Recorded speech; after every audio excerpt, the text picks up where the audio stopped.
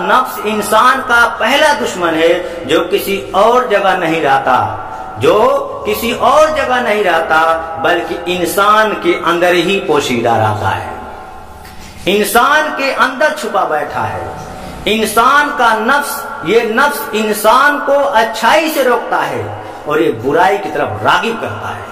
मेरे नबी सल्लल्लाहु अलैहि वसल्लम ने फरमाया, वो मेरे साहबा, जब तुम लोग दुआ किया करो या जब कोई चीज अल्लाह से मांगा करो, तब ये दुआ जरूर करो कि मालिके कायनात, मुझे नफ्स के शर से बचा, मुझे नफ्स के शर से बचा, क्योंकि नफ्स जब शर फैलाती है तो इंसान की पढ़ी गई नमाजें जाया कर देता है, हज जाया कर देता है।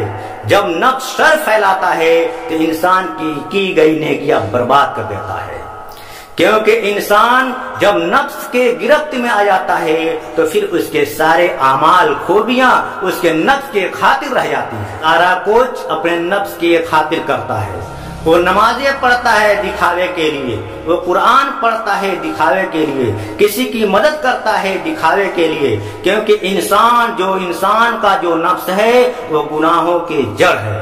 जो इंसान का नफ्स है वही गुनाहों की जड़ है। इंसान का जो नफ्स है वह इंसान को बुराई की तरफ ले जाता है। ये हकीकत है। जब नफ्स बेलगाम हो जाता है तो फिर वो बंदा फिरऔन व हामान बन जाता है।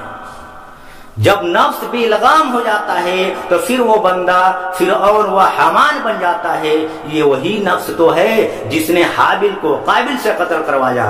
ये वही नफ्स तो है जिसने जमीन पर पहला कत्ल हाबिल को काबिल से मरवाया।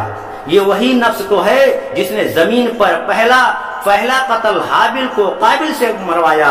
ये वही नफ्स तो है जिसने अबू जहल अबू लहब को जहन्नम का ईंधन बनवाया। ये वही नफ्स तो है जिसने फिरऔन से खुदाई का दावा करवाया। ये वही नफ्स तो है जिसने मदीना के यहूदियों को हिदायत से महरूम रखा। ये वही नफ्स तो है जिसे मदीना के यहूदियों को हिदायत से महरूम रखा।